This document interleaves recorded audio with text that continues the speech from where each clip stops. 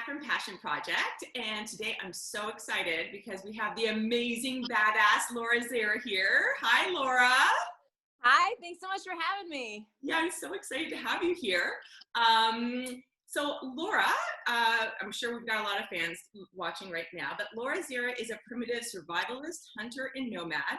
In 2013, Laura was able to put her skills to the test, spending 21 days in full survival in Boca del Toro, Panama, as a cast member of the Discovery show Naked and Afraid.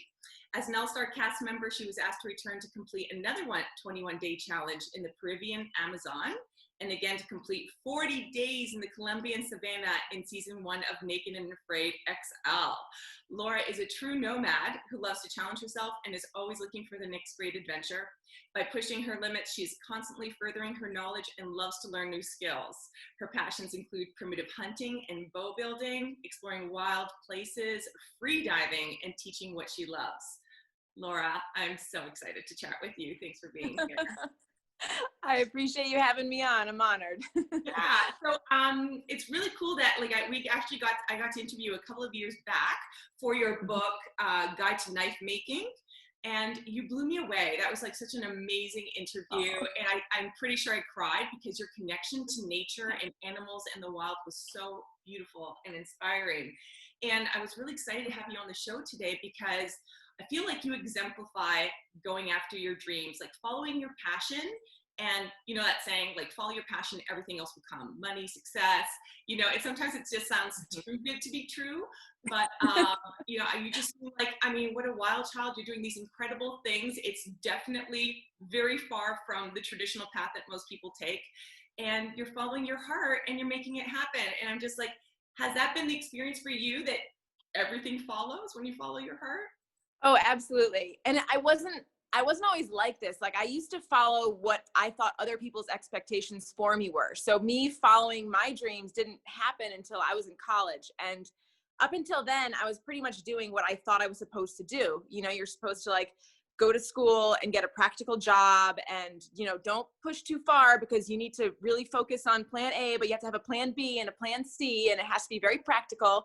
And I knew I loved being out in the woods, so I thought I had to come up with a job that made sense. Like, oh, maybe I'll be a biologist, or, maybe I'll work for some government agency. And really, I loved being out there in a really extreme way, but I didn't think that was an option. And it was kind of this one point, it was actually this one moment of time. I had a conversation with a man that I met for 2 days when I was volunteering for a nonprofit, and every excuse that I had for living practically, he had a reason that was not necessarily something I had to do.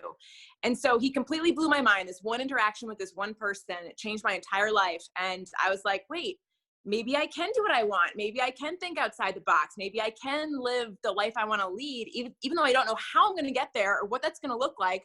Yeah. I'm going to follow my heart. And I just started doing it and living it. And man, I'm so glad I did, because my life now and what I have now, as far as like the quality of the things I do and just the richness of everything, is so much greater than I could have ever planned. Like, if this had been my plan, I don't know, I could have never had such an amazing plan. So it made all the difference to just really follow what I wanted to do. And the path kind of just was laid out before me, even though I couldn't see it. I just feel like the world got me exactly where I needed to be, and I just followed that passion. So when he did that, when he opened that up for you, what was your next step?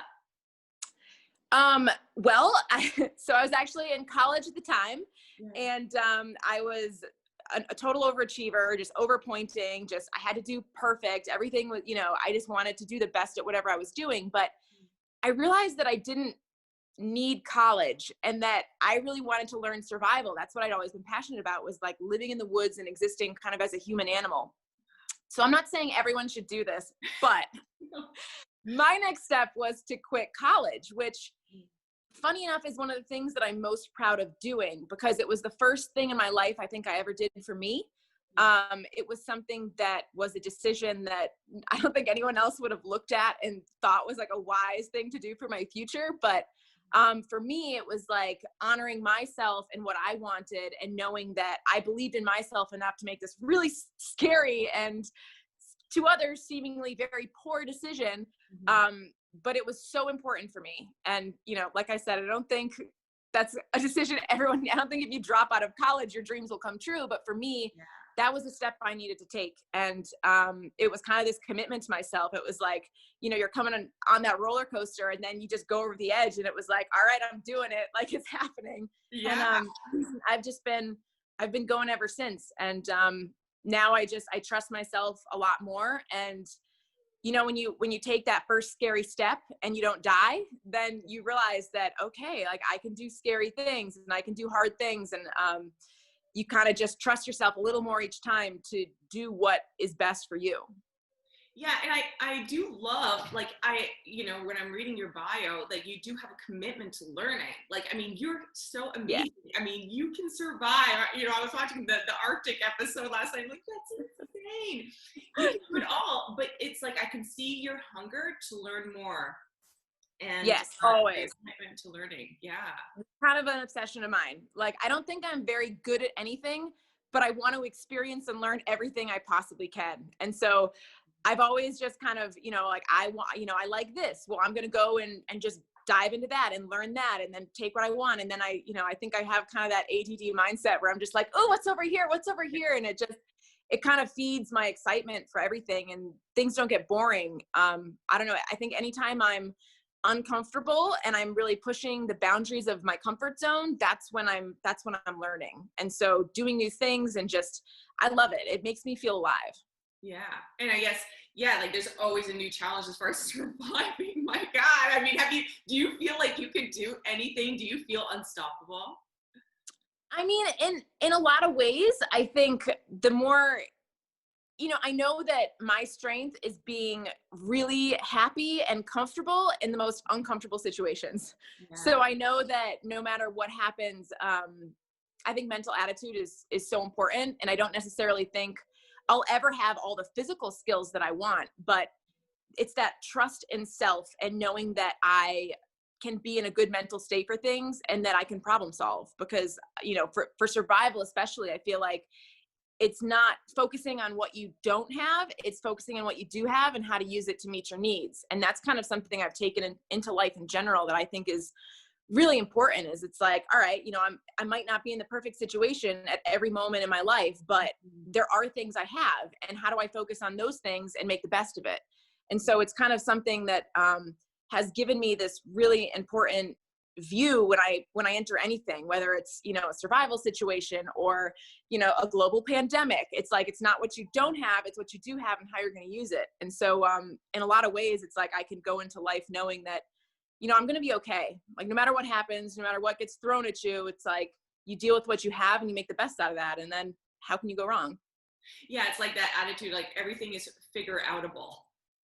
Totally. Yeah. And it might not look exactly how you think it's going to look, but you let go of that control and you just embrace wherever you're at. And then it's like, oh, okay. Like the path becomes clear. Yeah. How do you feel like you reached that point? Doing it a lot and being really uncomfortable and proving to myself that you can get out of those situations. You know, I think failures have always taught me more than successes. So anytime everything went wrong in my world, whether it was on, you know, like a survival situation or life, it's like when things go wrong, that's when it's like, all right, this is a learning moment. And then not only are you learning how to get through that moment, but you're learning to trust yourself to be able to get yourself through that moment. So I think just doing it, you know, it's like the more you do it, the more it gets comfortable. The more you do anything, the more natural it feels. And so just being in all these different situations and finding, okay, yeah, I can get out of this. It's like you start to trust yourself. And then when that situation arises, you're like, I've been here before. I can do this. Yeah. What was one of the hardest, like the ones you're like, it just, you reached your limit, sort of, you know. Oh gosh. You got through. What wasn't? I mean, I remember this one time that I was in the Amazon rainforest, and that was on one of my Naked and Afraid shows. And 3 people had quit before we got out there because the mosquitoes were so bad that we have these bags, these like burlap bags that we wear. And at night we actually had to put them on our heads, not because the mosquitoes were biting our face, which they were, but we were actually inhaling them and choking on them because they were so thick. It was these clouds of mosquitoes. and nothing worked. Like, we built a fire, right? Everyone's like, oh, smoke keeps mosquitoes away. No, the heat of the fire actually attracted more mosquitoes than the smoke repelled. So I'm here, like, I'm literally choking on the smoke and the mosquitoes now. And I'm like, this isn't working. And, tried everything, tried putting all the plants that are supposed to work on and, all these things, and nothing's working. And I just was like, it gets to this point where you have to figure it out or you're going to go crazy. So it turns out that really it was a mental thing. It was like, is this going to kill me? No. Am I going to focus on this? No. Because if I do, I'm going to go mad. So I actually went down to the river, and it's one of my favorite moments of life. And I think it's so symbolic for like how I deal with the world. Is I went down to the river and sat by it, and it was this like beautiful night, and the stars were insane, like shooting stars, and it was just out in the middle of nowhere, so it's gorgeous.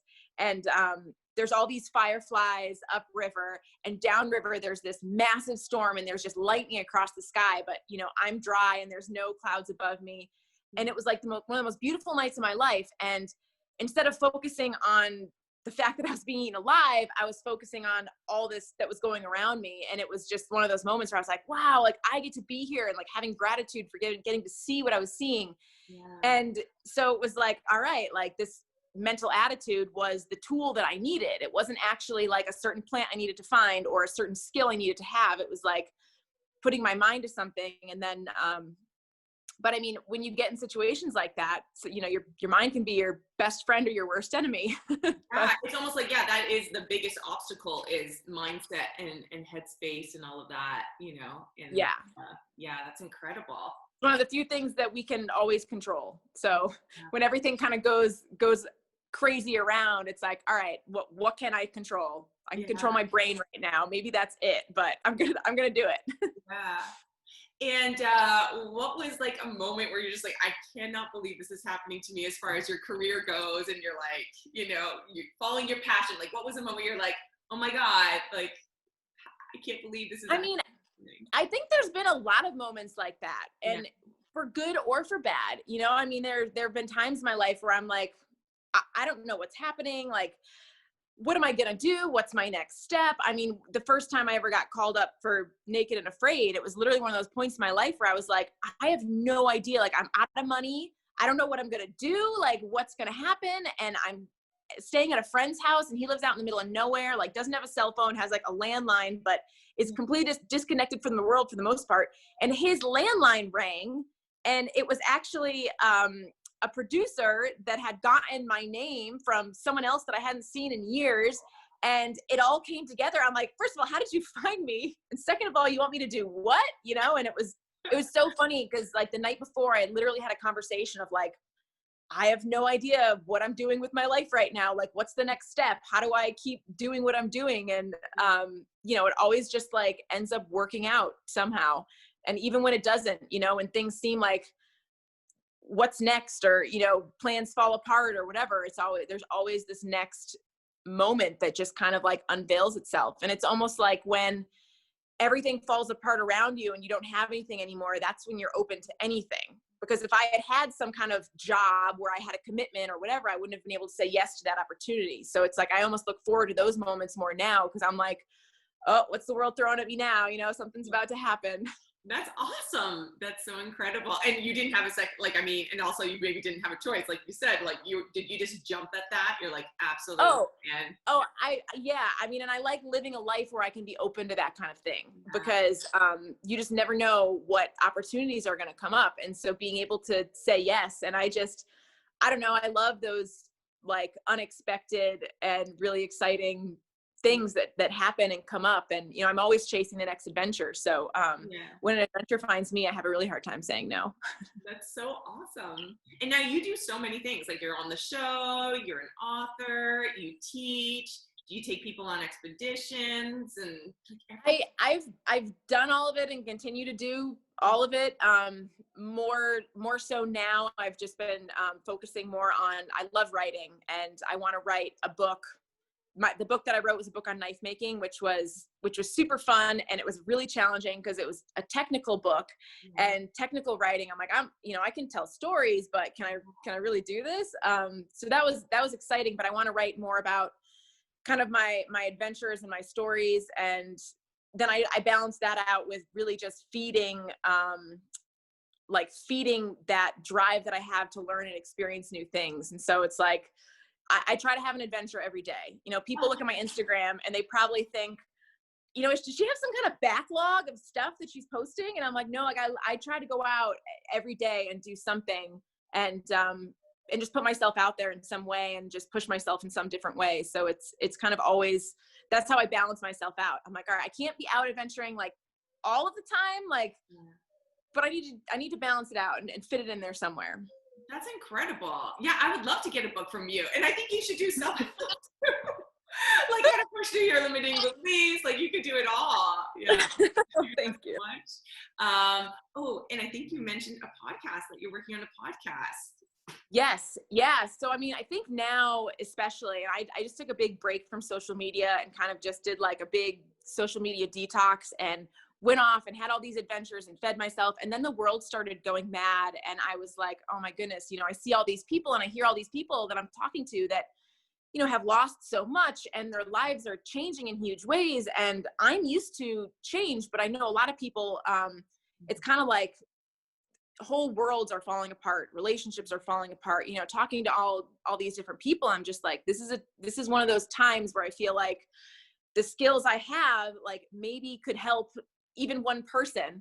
And so, I've been thinking about doing a podcast for a while, but now I'm like, no, this is the time. And I think one of the most important things, like we've been talking about, is sometimes in those moments where it's like, you're in it, like you're in the darkness, like everything has fallen apart, you're in a bad place. And we kind of just want to stick our heads in the sand and wait for that moment to be over. But I think, if people can actually just sit in that and know that there's like, I was just talking to a friend the other day, we were talking like, there's always a flower in the dark, right? Like if you're sitting on the side of a mountain and the sun goes down and you're in a field of wildflowers, like those flowers are still there. You just might not be able to see them necessarily. So it's like, how do you be okay with being in that bad space and still know that like, that's usually, that's a place where you actually can find a lot of good and a lot of amazing things. So, I think getting through, having people not be so freaked out about where they're at and to be able to look around them and see that all they have to do is look and they're going to find something amazing in that. And talking to, there's been a few friends of mine who have already been like, well, I feel guilty because everyone's so upset, but this has actually been kind of an amazing experience because I lost my job and now I'm pursuing my passion that I've always wanted to do, but was too scared to take the step. And now this job that was secure was taken away from me. And now I actually have the time to put into, this new thing that I've always wanted to do. And it's like, if people can seize those moments and stop focusing on what they don't have and really look at what is available to them, I think that's important. And, I met so many amazing people along the way, and I want to, have them share their stories about how, sometimes the worst moments in your life are actually just like the greatest blessing. You just can't see it then. Yeah. So, I think the more people can be comfortable in that place, and know that there's hope and it actually might be the greatest gift they've ever gotten. So yeah, that's kind of the idea for what I want to do. I totally agree. That's been the case my whole life through, and that's what I'm committed to writing about too with my books. So yeah, I totally agree with you. I love it. Yeah, it's like break down to break through always. Yeah, always. Like those are the moments. And I think the more that you recognize it and look at it and be like, oh yeah, it's like the more comfortable you are when things go wrong. Like I talked about before, it's like, it's that practice. It's just knowing that, okay, I'm going to recognize it. I'm going to look at it. I'm going to like be grateful for that. And then the next time it happens, I'm not going to feel like there's no hope because I know that last time there was. So why is this going to be any different? Yeah, I love that. And I also love it because I always struggle too. Like, I'm like, I'm passionate about passion projects and I really encourage everybody to go after it. And then sometimes I'm like, doesn't that feel like a little bit elitist? And, what about during a pandemic? You know what I mean? But I do feel like you, like that there is that's the light at the end of the tunnel, and maybe it's not something you can do full time, maybe it's something you just start at, but well, I yeah, think even traveling to like third world countries, and I think a lot of people would go into certain places and expect, oh, these people have nothing, you know, maybe why aren't they miserable? Why are they so happy? And a lot of times you know, I remember being, when I was in Panama, you know, I'm thinking about all these people that I had met that I hitchhiked through Mexico and met all these people in the middle of the jungle. I was doing jungle survival, and I'd literally pop out in these villages where people didn't even speak Spanish. They spoke Nahuatl, like the Mayan language. They had nothing. And they were so happy. The kids are running around and playing, and they're so, you know, they're so fulfilled and they're so exciting. And people would look and think they had nothing, but they were so happy. And then we stayed, when we came out of my Naked and Afraid and Bocas del Toro, we went to the Trump Tower, whatever hotel thing had just opened in Panama City. And so they put us up there for the night. And I remember going to the infinity pool after spending 21 days starving on an island. And there were all these people laying around, and they just looked miserable. I just remember looking around and being like, oh my God, these people are like, you know, they're having people bring them food and drinks, and they're laying around in this beautiful space, and they just look miserable. And so it's like, you know, I think it's one of those things where it doesn't matter what you actually have, doesn't matter. I mean, it's not about, you know, it's the whole old cliche, money can't buy happiness thing, but it's so true. And I think that no matter where you're at, I mean, some of the happiest times in my life are when I literally had nothing, you know, not a penny to my name, and I'm out in the middle of nowhere, and I'm just like in it, and I'm free and I'm happy. And so I think it really is so much more to do with mindset than anything else. Yeah. Oh, I love it. I love you. You're amazing. I'm so excited for your next book, and I'm excited for your podcast, and just keep doing you. You're so awesome, and you're just so inspiring for me and everybody. So thanks for being on the show. Well, thank you so much. And thanks for sharing all these stories and like putting good in the world right now. I think everyone needs it. Thank you so much, Laura. Thanks. Always. Bye. Bye.